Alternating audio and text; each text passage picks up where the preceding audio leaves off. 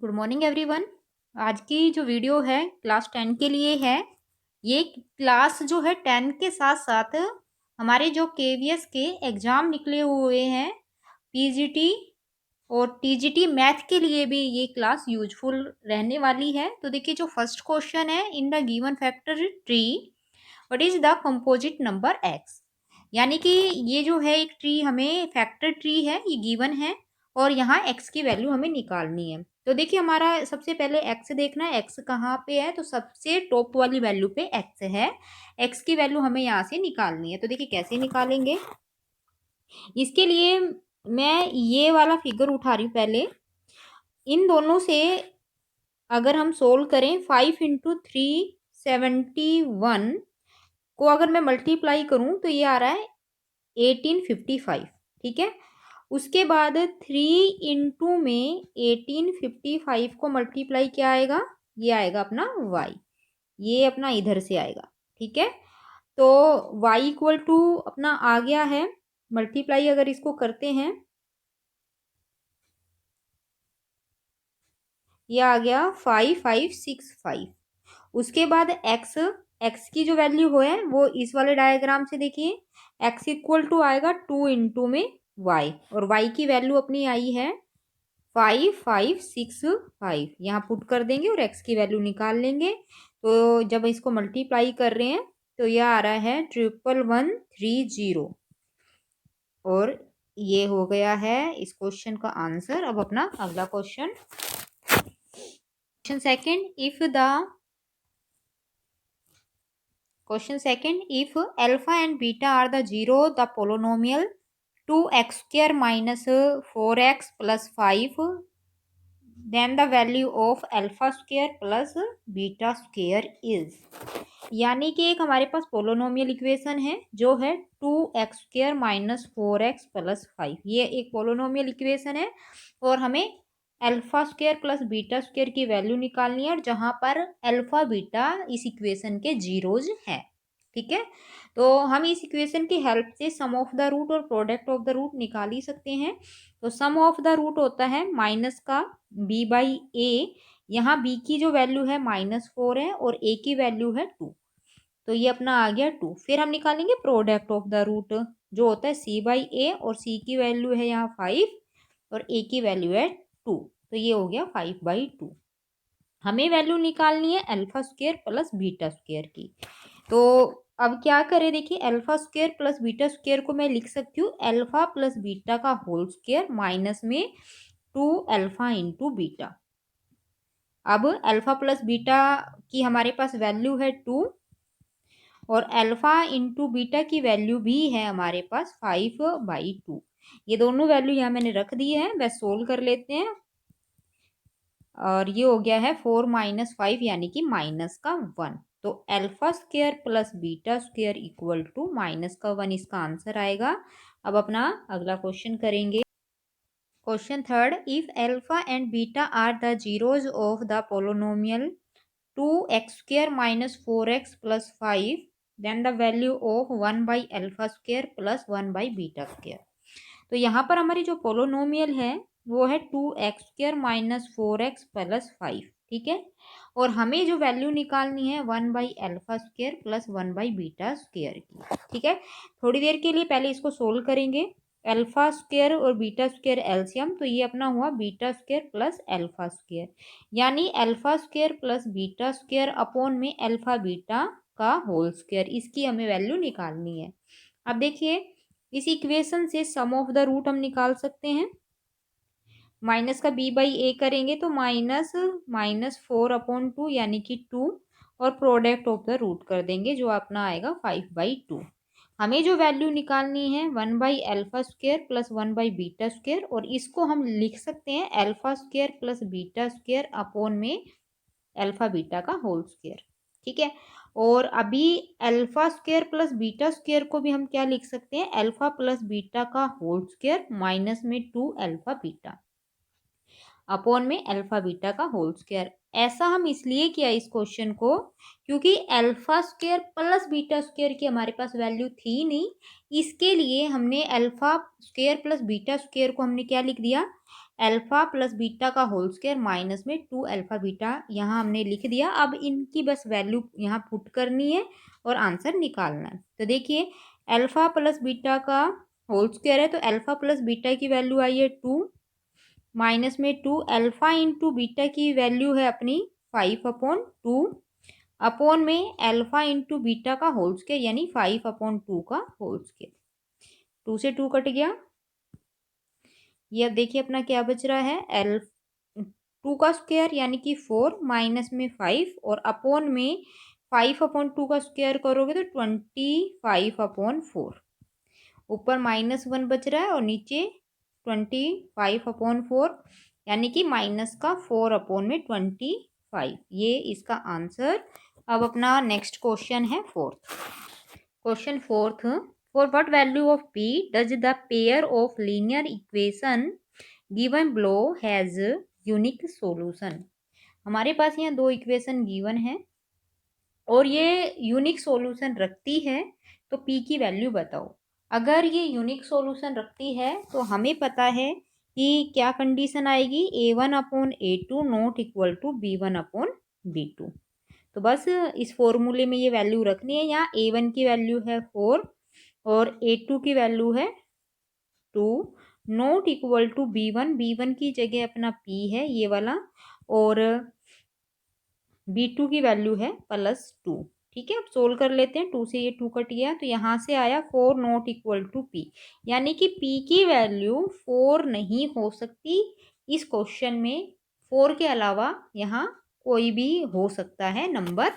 तो ये इसका हुआ है आंसर। अब अपना अगला question number 5। In the figure ABCDE is a pentagon with BE parallel to CD and BC parallel to DE. BC is perpendicular to CD. AB equal to 5 centimeter. AB equal to है 5 centimetre. BE equal to 7 centimetre. BC equal to x minus y and CD equal to x plus y. If the parameter of ABCD is 27, parameter है 27 centimetre. ये question है तो हमें value यहाँ निकालनी है x and y। तो देखिए जो गिवन फिगर है BE पैरेलल टू CD है, BC पैरेलल टू DE है। अगर इस क्वेश्चन में BE पैरेलल टू CD है और BC पैरेलल टू DE है तो जो ये BCDE इज अ पैरेललोग्राम हो जाएगा और साथ में एंगल C पर 90 बता रखा है तो BCDE रेक्ट एंगल भी साथ में हो जाएगा। ठीक है, तो अब देखिए यहाँ पर अपना CD की जो वैल्यू है x प्लस वाई है और BE की वैल्यू है 7, तो ये दोनों ही इक्वल होगा क्योंकि ये रेक्टेंगल भी बन गया है। तो अपना क्या है x plus y equal to 7, ये इक्वेशन नंबर 1। ठीक है, एक तो यहाँ से इक्वेशन बनेगी, दूसरा यहाँ AE की वैल्यू भी हमारे पास 5 सेंटीमीटर थी। एक यहाँ पेरीमीटर 27 दे रखा है तो पेरीमीटर इक्वल टू देखिए क्या होगा, पेंटागन का पेरीमीटर का मतलब होता है जो बाहर की जितनी भी बाउंड्री है उनकी लेंथ का सम। तो देखिए पेरीमीटर क्या हुआ, AB plus BC plus CD plus में DE प्लस में AE, ये पैरामीटर आएगा। यहाँ जो BE है ये इसमें शामिल नहीं होगा पैरामीटर। तो पैरामीटर का क्या मतलब है, कोई भी अपना फिगर है उसकी आउटर बाउंड्री जो है उसकी जो लेंथ का जो सम होगा उसको पैरामीटर बोलते हैं, यानी कि अंदर वाली बाउंड्री यहाँ हमें नहीं लेनी है तो BE हम नहीं लेंगे। तो जो पैरामीटर की अपनी वैल्यू है 27 है इक्वल टू AB की वैल्यू 5, BC की वैल्यू है x माइनस वाई, CD की है x plus y, D E की है, डी ई और बी सी क्योंकि इक्वल है, तो अगर बी सी की वैल्यू एक्स माइनस वाई है तो डी ई की वैल्यू भी एक्स माइनस वाई, ए ई की वैल्यू है 5। इसको आप सोल्व कर लेंगे, इक्वेशन एक बन जाएगी। यहाँ पर देखते हैं क्या बनती है। इस वाई से ये वाला वाई कट रहा है, 27 इक्वल टू अपना ये बन रहा है 10 और प्लस में बच रहा है 3x माइनस वाई, यानी कि 3x minus Y equal to 17। ये इक्वेशन सेकंड, और इक्वेशन जो फर्स्ट है वो है x plus y equal to 7। इनको सोल्व कर लेते हैं। ये इक्वेशन फर्स्ट थी, ऐड ही कर देते हैं। जब ऐड करेंगे तो y से y कट गया, तो 4x इक्वल टू, इन दोनों को ऐड कर रहे हैं तो 24, x इक्वल टू 24 बाई में 4, तो ये 6 4 जा 24 कट गया, तो x की वैल्यू अपनी आ गई है 6 and x plus y equal to 7 था। x की जगह यहाँ 6 पुट करा तो y की जो वैल्यू निकल के आई है ये अपनी 1। तो यहाँ x और y पूछा था, तो x की वैल्यू 6 आ गया और y की वैल्यू आ गई है 1। ये इस क्वेश्चन का है आंसर। अगर अभी तक चैनल को लाइक शेयर सब्सक्राइब नहीं किया है तो लाइक शेयर सब्सक्राइब कर लीजिए, क्योंकि हम आगे भी इसी तरीके की वीडियो बनाएंगे और वो आपके लिए बहुत काम आने वाली है। तो अब अपना करते हैं अगला question 7th। Question number 7, the quadratic equation 2x² minus 3√2x plus 9/4 equal to 0 has dot dot. यानी कि इस क्वेश्चन में ये पूछा है कि जो इसके रूट्स आएंगे वो कैसे आएंगे। रूट्स के ऊपर डिस्कस करना है, नेचर के बारे में इसका डिस्कस करना है। इस क्वेश्चन के 4 ऑप्शन हैं, मैंने यहाँ ऑप्शन लिखे नहीं है, लेकिन जो ऑप्शन है मैं एक बार बोल के आपको बताती हूँ। तो जो इसके 2 रूट आएंगे, 2 डिफरेंट रूट आएंगे, 2 इक्वल एंड रियल रूट आएंगे, नो रियल रूट, और डी ऑप्शन है मोर देन 2 रियल रूट। ठीक है, तो जब हम किसी भी क्वाड्रेटिक इक्वेशन का नेचर के बारे में डिस्कस करते हैं तो डी निकालते हैं, और वो निकालने का फॉर्मूला होता है b² माइनस 4ac। अगर ये b² minus 4ac greater than 0 आता है तो यानी दोनों दो रूट निकलेंगे, दोनों रियल रूट निकलेंगे और दोनों डिफरेंट रूट निकलेंगे। अगर b² minus 4ac equal to 0 आता है तो दोनों रूट जो रियल तो होंगे ही, साथ में इक्वल रूट भी होंगे। अगर लेस देन 0 आ जाता है तो यानी जो दोनों रूट है वो कैसे हैं, रियल रूट नहीं है, या ये कह सकते हैं जो दोनों रूट है वो इमेजिनरी रूट आएंगे। ठीक है, तो अब देखिए सोल्व करते हैं इसको।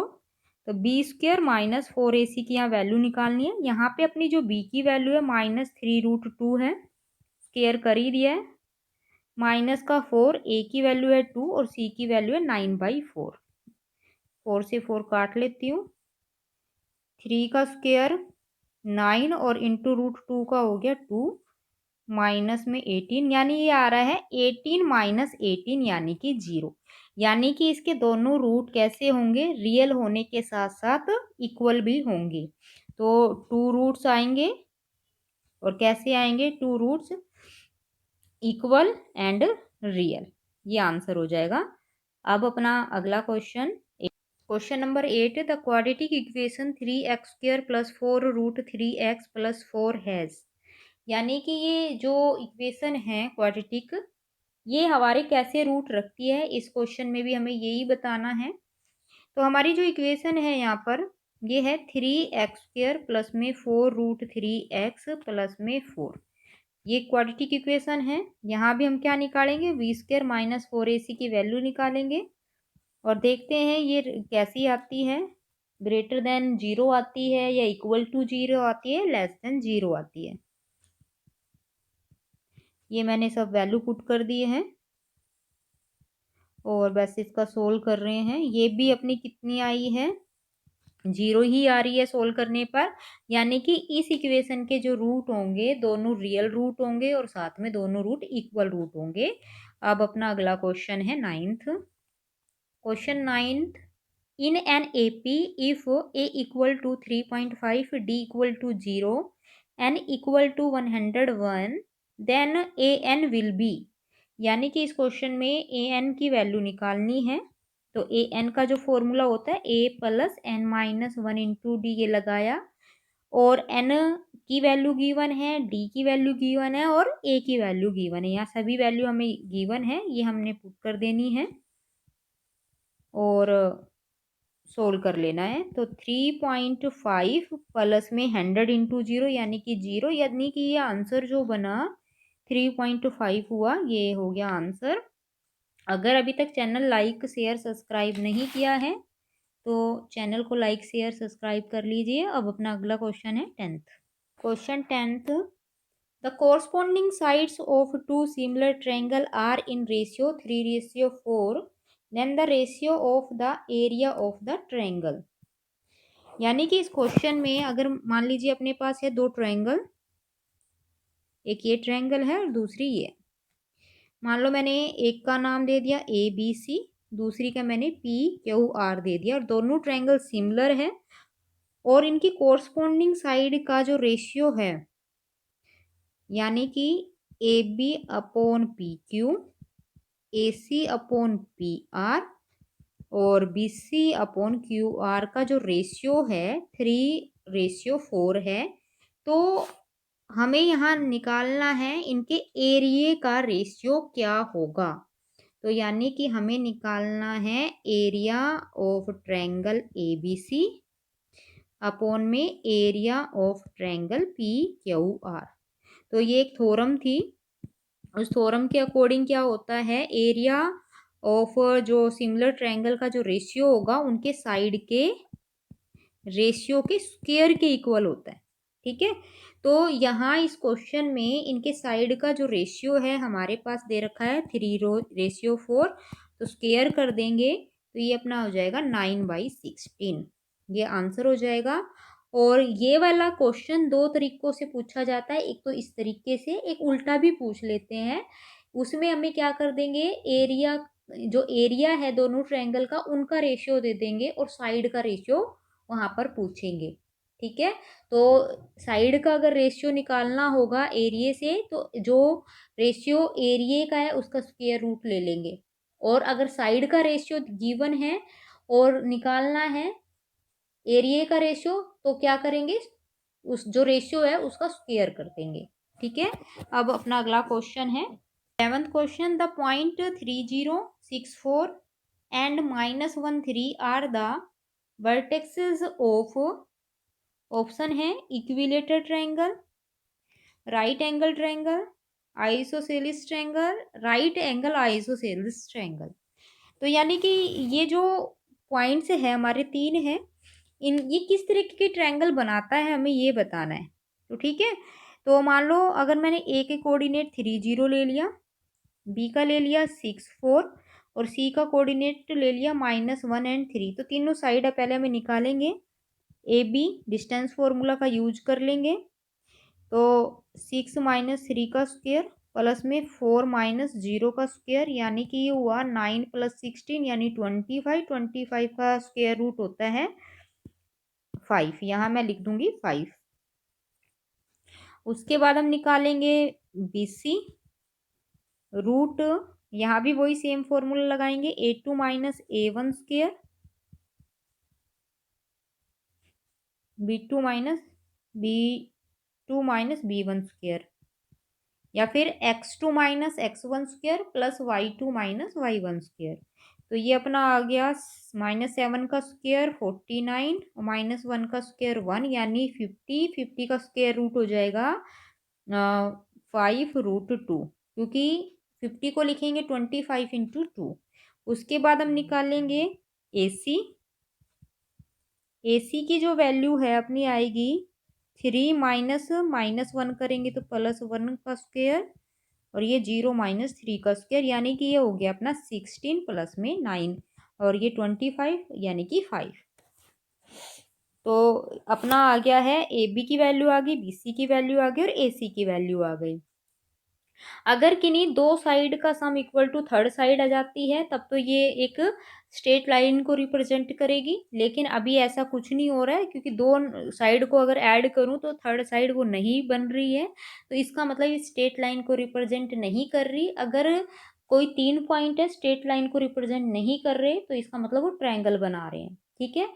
और फिर अब ये देखना है ये कौन सी ट्रायंगल बना रहे हैं, तो हमें यहाँ दिख रहा है कि ए बी और ए सी इक्वल है, तो ये आइसोसेलेस ट्रायंगल तो है ही, लेकिन यहाँ ऑप्शन में ये पूछा गया है आइसोलेसिस और साथ में राइट एंगल ट्रायंगल। तो अब हमें ये चेक करना है आइसोलेसिस के साथ साथ क्या ये राइट एंगल ट्रायंगल भी है। तो राइट एंगल ट्रायंगल किसी भी ट्रायंगल को प्रूफ करना है तो पाइथागोरस का देख लेते हैं उस पर यूज हो रही है या नहीं। तो पाइथागोरस थ्योरम क्या कहती है कि नहीं दो साइड के स्क्वायर का sum equal to third side के स्क्वायर के इक्वल आता है। तो यहाँ पर मुझे दिख रहा है अगर मैं ए बी का स्क्वायर प्लस में ए सी स्क्वायर कर दूं तो वो कितना आ रहा है बी सी स्क्वायर आ रहा है, क्योंकि ए बी का स्क्वायर कर रहे हैं 5 हुआ, तो ए स्क्वायर करेंगे तो 25 आएगा, और ए सी अपना 5 है स्क्वायर कर देंगे, और बी सी की वैल्यू है 5 इंटू में 5 इंटू में √2 और स्क्वायर करेंगे तो देखिए 25 प्लस 25 और ये अपना बन जाता है 50। तो यानी कि 50 इक्वल टू 50, यानी कि A B square plus A C square equal to B C square हो रहा है, और ये पाइथागोरस लग रही है। तो यानी कि ये जो ट्रायंगल है ए बी सी आइसोसेलेस होने के साथ साथ ये राइट एंगल भी है, ठीक है। तो ये इसका जो आंसर हम देंगे राइट एंगल आइसोलेसिस ट्रायंगल इसका आंसर होगा। अब अपना अगला question 12, question 12, if tan 3x plus 30 equal to 1 then the value of x। तो जो हमारी गिवन इक्वेशन है वहां पर है tan 3x plus 30 degree equal to 1। तो इसको सोल्व करना है, तो ये जो 1 है 1 की जगह मैं tan 45 लिख सकती हूँ, क्योंकि इधर भी 10 है तो मुझे इस 1 की जगह एक ऐसी नंबर सोचना है कि वो 10 की किस वैल्यू पर 1 आंसर देता है। तो हमें 10 के 45 डिग्री जो होता है वो 1 आंसर देता है। अब 10 से 10 यहाँ रिमूव हो जाएगा तो 3x प्लस 30 इक्वल टू आ जाएगा 45 डिग्री। तो 3x इज इक्वल टू अपना 15 और x इज इक्वल टू 15/3 यानी कि 5 डिग्री, ये इसका आंसर। अब अपना है अगला question 13th, question 13, 1 minus tan square upon 1 plus tan square theta equal to, यानी कि इसकी वैल्यू निकालनी है। तो ट्रिग्नोमेट्री के जो भी क्वेश्चन आए इसको सोल्व करने के लिए सबसे पहले में क्या करना है, जो भी टर्म है उनको साइन कोस में चेंज कर दो। तो 1 माइनस टेन स्क्वेयर को लिख सकते हैं साइन स्क्वेयर थीटा अपॉन कोस स्क्वेयर थीटा। ऐसे ही नीचे वाले को भी 1 प्लस में टेन स्क्वेयर को लिखेंगे साइन स्क्वेयर थीटा अपॉन में कोस स्क्वेयर थीटा। एलसीएम ले लेंगे ऊपर वाले का भी नीचे वाले का भी, 1 लगा लेंगे दोनों के नीचे। तो cos square theta equal to हुआ ये cos square theta minus sine square theta. ऐसे ही नीचे वाले का भी एलसीएम कोस स्क्वेयर थीटा आ रहा है, तो ये आ रहा है अपना cos square theta plus sine square theta. उसके बाद कोस स्क्वेयर से कोस स्क्वेयर कट गया, ऊपर बच रहा है कोस स्क्वेयर थीटा माइनस में साइन स्क्वेयर थीटा, नीचे अपना बचा cos square theta plus sine square theta. हमें ये पता है sine square plus cos square, sine square plus cos square theta equal to होता है 1, तो नीचे 1 लिखेंगे और ऊपर ये cos square theta minus sine square theta upon में 1 लगाएं या ना लगाएं डिवाइड में कोई फर्क नहीं पड़ता, तो आंसर हो जाएगा कोस स्क्वेयर थीटा माइनस में sine square theta. Next question 14th question, the length of a string between a kite and a point on a ground is 85 meter. If the string make an angle theta with level ground such that tangent theta equal to 15/8, then the height of kite is। तो देखिए question क्या है कि एक kite है वो इस position पे है,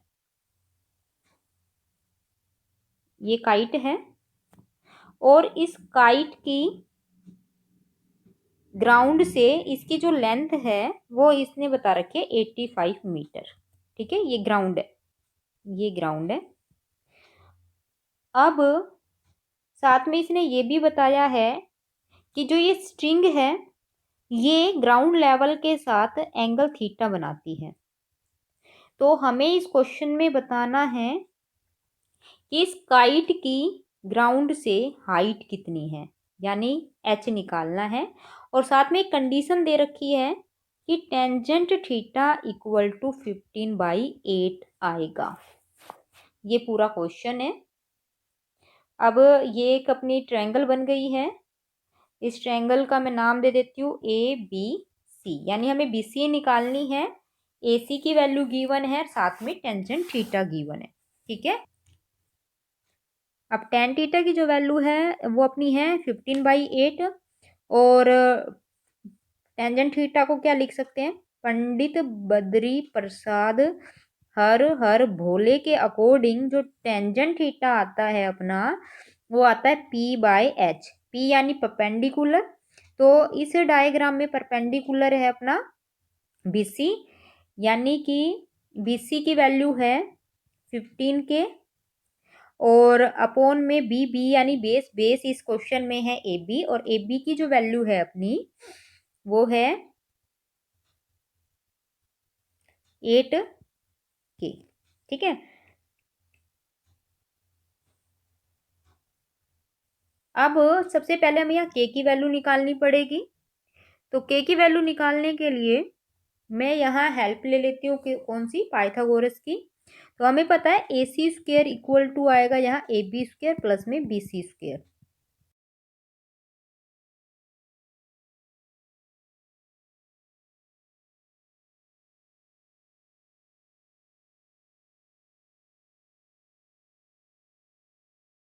अब इसको सोल्व कर लेते हैं। 15 का स्क्वायर अपना ये होता है 225 इंटू में K², 8K का स्क्वायर 64 इंटू में K² यहाँ कॉमन ले लेते हैं, और ये बचा 225 प्लस में 64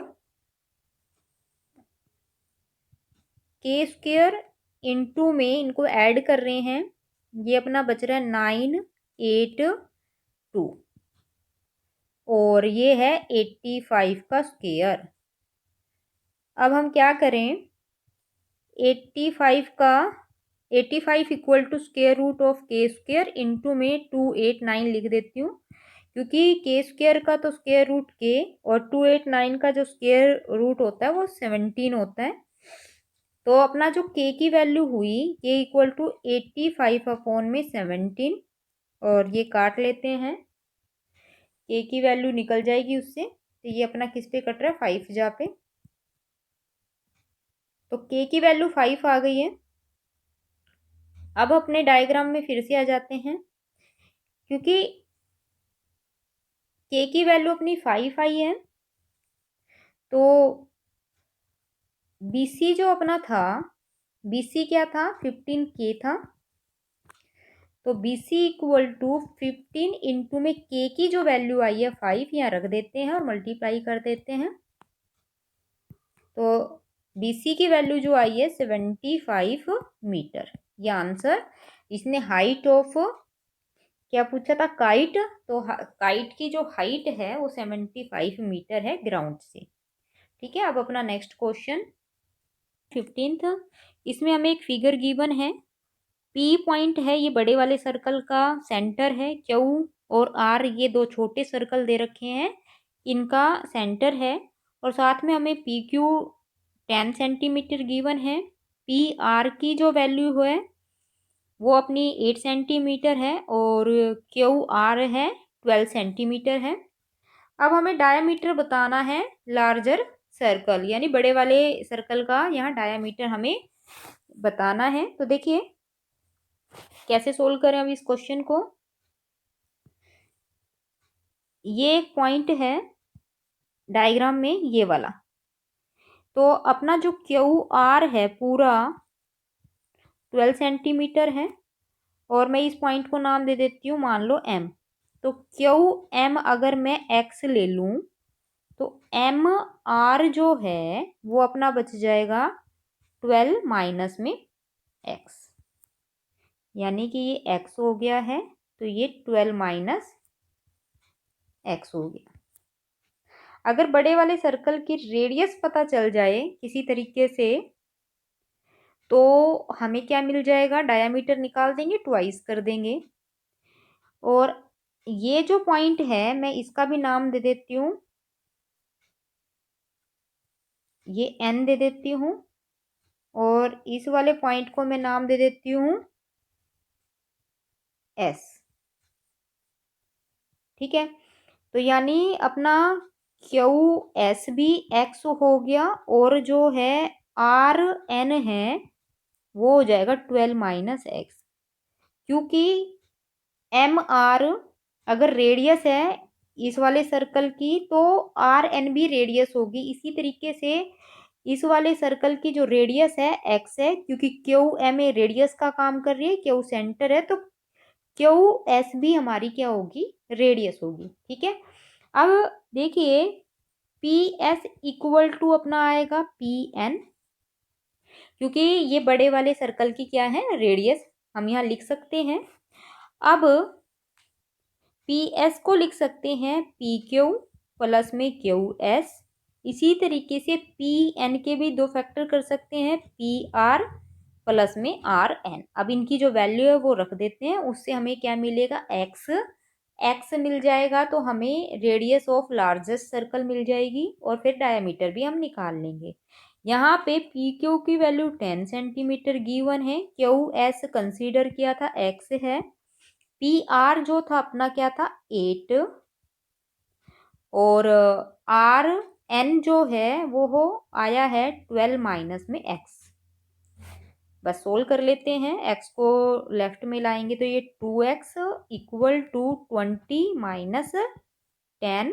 तो x की जो वैल्यू आई है ये 10/2 यानी कि 5।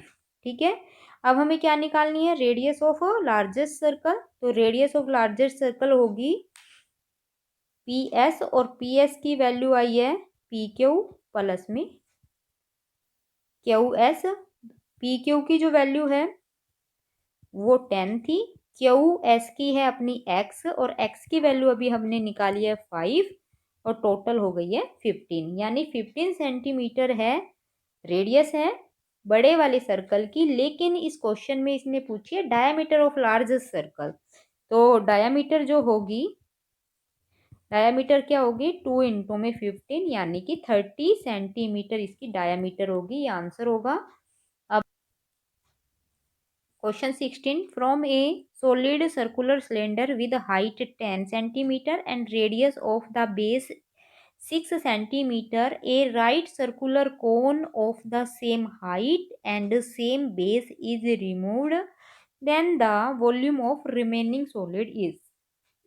देखिए क्वेश्चन क्या है, एक हमारे पास सर्कुलर सिलेंडर था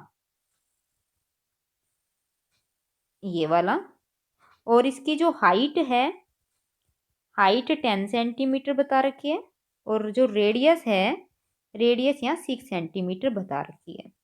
इसमें से क्या किया, सेम हाइट और सेम रेडियस का एक कोन लिया और इसे रिमूव कर दिया। मान लो ये कोन है, इस कोन को यहाँ से रिमूव कर दिया, तो अब जो बचा हुआ हिस्सा है उसका वॉल्यूम निकालना है। तो यानी कि हमें क्या करना है, वॉल्यूम ऑफ जो अपना सर्कुलर सिलेंडर है माइनस में कर देते हैं वॉल्यूम ऑफ अ कोन। ठीक है, तो वॉल्यूम ऑफ, आंसर जो होगा वॉल्यूम ऑफ सिलेंडर, और उसमें से माइनस क्या कर देंगे, वॉल्यूम ऑफ कोन कर देंगे। वॉल्यूम ऑफ सिलेंडर होता है पाई आर स्क्वेयर एच, और वॉल्यूम ऑफ कोन होता है 1/3 पाई आर स्क्वेयर एच। यहाँ आर और एच सेम है, तो मैं आर स्क्वेयर इंटू एच ही लिख रही हूँ, क्योंकि सेम रेडियस और सेम हाइट है, नहीं तो R1 R2 H1 H2 का नाम दे सकते थे। ठीक है, तो अब पाई की जगह पाई रखा, आर रेडियस अपनी कितनी है 6, और हाइट है 10, ऐसे ही 1/3 पाई की जगह पाई, रेडियस की वैल्यू रख दी है और हाइट की वैल्यू रख दी है। कॉमन जो है निकाल लेते हैं, पाई कॉमन है, 6 की पावर 2 कॉमन है, 10 कॉमन है, तो अपना देखिए क्या बचा, 1 - 1/3 बच गया। और बस सोल्व कर लेते हैं अब इसको।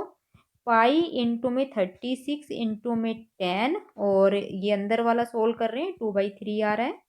कट रहा है तो काट लेते हैं।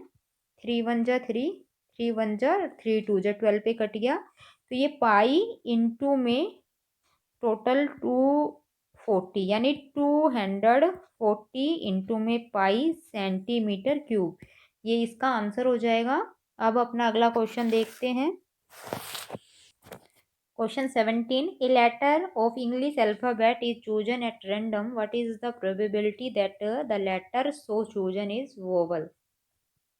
तो देखिए यहाँ पर अल्फ़ाबेट जो लेना है वो इंग्लिश अल्फ़ाबेट से लेना है, क्योंकि हमें टोटल इंग्लिश अल्फ़ाबेट होते हैं 26। तो यहाँ पर टोटल आउटकम्स तो हो जाएगी 26, और जो प्रोबेबिलिटीज निकालनी है वो किसके लिए निकालनी है, वोवल्स की। और वोवल्स अपने पास होते हैं 5।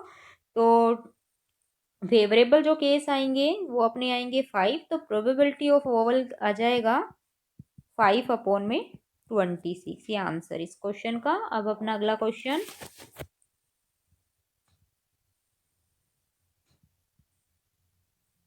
Question 18. If the sum of first k term of an AP is 3k² minus k and its common difference is 6, what is the first term? तो इस क्वेश्चन में हमें क्या दे रखा है, सम ऑफ के टर्म 3k² माइनस में k, ये क्वेश्चन है। और साथ में डी की वैल्यू, डी कॉमन डिफरेंस अपना है 6। तो हमें फर्स्ट टर्म यानी कि ए की वैल्यू निकालनी है। तो ये देखिए अब लगाते हैं इसका फॉर्मूला। तो सम ऑफ के टर्म हो जाएगा k/2 इंटू में 2a प्लस n-1, यानी कि k-1 इंटू में d इक्वल टू, इसमें से k कॉमन ले लेती हूँ तो ये अपना बच रहा है 3k-1। अब क्या हुआ, k से ये वाला k कट गया, और ये जो 2 डिवाइड में उधर जाके मैं मल्टीप्लाई कर देती हूँ। तो ये बचा 2k plus k-1 into D, difference 6 था, रख देते हैं। और 2 को मल्टीप्लाई करेंगे तो 6k माइनस में 2। सोल्व कर लेते हैं अब इसको पूरे को। तो ये अपना बचा 2a प्लस में 6k माइनस में 6 इक्वल टू 6k-2, यानी 6k से 6k कट गया। तो 2a equal to -2 plus 6 plus का 4, यानी कि तो a इक्वल टू 4/2, यानी कि आंसर हो गया है 2। अब अपना है अगला question, 19th question. Which term of an AP 8, 14, 24 ... will be 72 more than its 41 term? यानी कि हमारे पास यहाँ AP सीरीज है 8, 14, 20 ... ये तो सीरीज है। अब ये कहता है कि इसकी वो कौन सी टर्म 72 मोर होगी 41th टर्म से। यानी कि मैं कंसीडर अगर कर लूँ, जो NH टर्म है वो क्या है, 72 है, मोर देन यानी प्लस, और कौन सी टर्म से, 41th टर्म से। तो मैंने क्या करा, nth टर्म कंसीडर करी, वो 72 मोर है इसकी 41th टर्म से, ये मैंने कंसीडर कर लिया है। अब सोल्व कर लेते हैं और वैल्यू हम निकाल लेते हैं। यहाँ पर a अगर बात करूँ, a तो है 8 और डिफरेंस जो है वो है 6। तो ए एन का जो फॉर्मूला होता है a plus n-1 into d equal to 72, और a 41 निकालेंगे तो a प्लस में 40d। अब यहाँ से a की वैल्यू और d की वैल्यू है हमारे पास, वो पुट करते हैं। a की वैल्यू तो है 8, n-1 n है नहीं, डिफरेंस है 6, ये बस हमने रख दिया है। और 8 से ये 8 कट गया। उसके बाद n-1 इंटू 6 इक्वल टू, इसमें से 6 कॉमन है तो मैं 6 कॉमन लेती हूँ।